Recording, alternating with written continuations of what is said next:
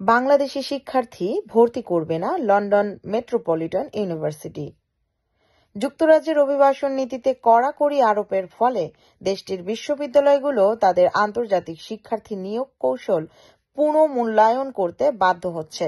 এর ফলে বিশেষ করে বাংলাদেশি শিক্ষার্থীরা উল্লেখযোগ্য নতুন বাধার সম্মুখীন হচ্ছেন। লন্ডন মেট্রোপলিটন ইউনিভার্সিটি এ বিষয়ে অগ্রণী ভূমিকা নিয়েছে। তারা ঘোষণা করেছে বাংলাদেশ থেকে নতুন কোনো শিক্ষার্থী ভর্তি করবে না তারা।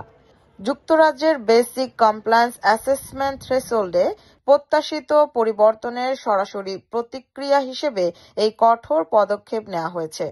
সরকারের সর্বশেষ অভিবাসন শ্বেতপত্রে বর্ণিত প্রস্তাবনা অনুযায়ী প্রতিষ্ঠানগুলোর গ্রিন কমপ্লায়েন্স স্ট্যাটাস বজায় রাখার জন্য অনুমোদিত ভিসা প্রত্যাখ্যানের হার মাত্র 5% নামিয়ে আনা হবে। এই আসন্ন পরিবর্তন বিশ্ববিদ্যালয়গুলোকে তাদের ভর্তি প্রক্রিয়ায় সক্রিয়ভাবে সামঞ্জস্য করতে বাধ্য করছে, বিশেষ করে ভিসা আবেদনের জন্য উচ্চ ঝুঁকিপূর্ণ হিসেবে চিহ্নিত দেশগুলোর ক্ষেত্রে। লন্ডন মেট্রোপলিটন ইউনিভার্সিটির deputy vice chancellor Gary Davies নিশ্চিত করেছেন, বাংলাদেশ থেকে শিক্ষার্থীদের ভিসা প্রত্যাখ্যানের হার বেড়ে যাওয়ায় তাদের এই সিদ্ধান্তের প্রধান কারণ। তিনি আরও জানান, বিশ্ববিদ্যালয়ের সাম্প্রতিক ভিসা প্রত্যাখ্যানের 60 থেকে 65% বাংলাদেশ থেকে এসেছে, যা ইউকে ভিসা ও ইমিগ্রেশন ব্রিফিং এর সঙ্গে সামঞ্জস্যপূর্ণ। ডেভিস জানান, এ পর্যন্ত তারা যে পরিমাণ প্রত্যাখ্যান দেখেছে তা নিয়ে তারা স্বস্তিতে নেই। তিনি বিশ্ববিদ্যালয়ের প্রস্তাবিত 5% ভিসিএ ভিসা প্রত্যাখ্যানের সীমার মধ্যে স্বাচ্ছন্দ্যে থাকার প্রয়োজনীয়তার উপর জোর দেন।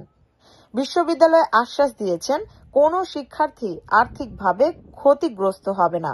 পূর্ববর্তী জারি করা স্টাডি অ্যাসেসমেন্টের নিশ্চিতকরণ নথিগুলো প্রত্যাহার করা হবে এবং অর্থ ফেরত প্রক্রিয়া শুরু করা হবে।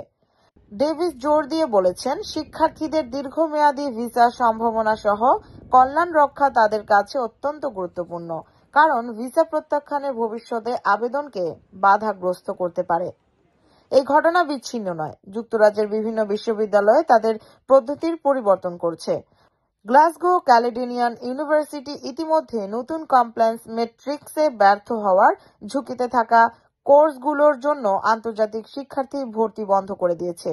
একইভাবে ইউনিভার্সিটি অব সান্ডারল্যান্ড অভিবাসন শ্বেতপত্র ধারা প্রভাবিত অতিরিক্ত বিবেচনায় উল্লেখ করে সুদান, ইরাক, ইরান, সিরিয়া এবং ইয়েমেন সহ বেশ কয়েকটি উচ্চ ঝুঁকিপূর্ণ অঞ্চল থেকে ভর্তি স্থগিত করেছে। এই প্রতিষ্ঠানগুলো কাজ পেয়ে যাওয়া শিক্ষার্থীদের প্রতি তাদের প্রতিশ্রুতি বজায় রাখতে প্রতিশ্রুতিবদ্ধ। যুক্তরাজ্যে ভর্তি আকাঙ্ক্ষী বাংলাদেশি শিক্ষার্থীদের উপরে প্রভাব গুরুত্বপূর্ণ।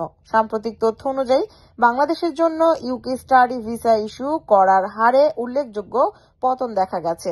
2025 সালের প্রথম ত্রৈমাসিকে অনুমোদনের হার 63% নেমে এসেছে, যা গত বছরের তুলনায় 15% পয়েন্ট কম।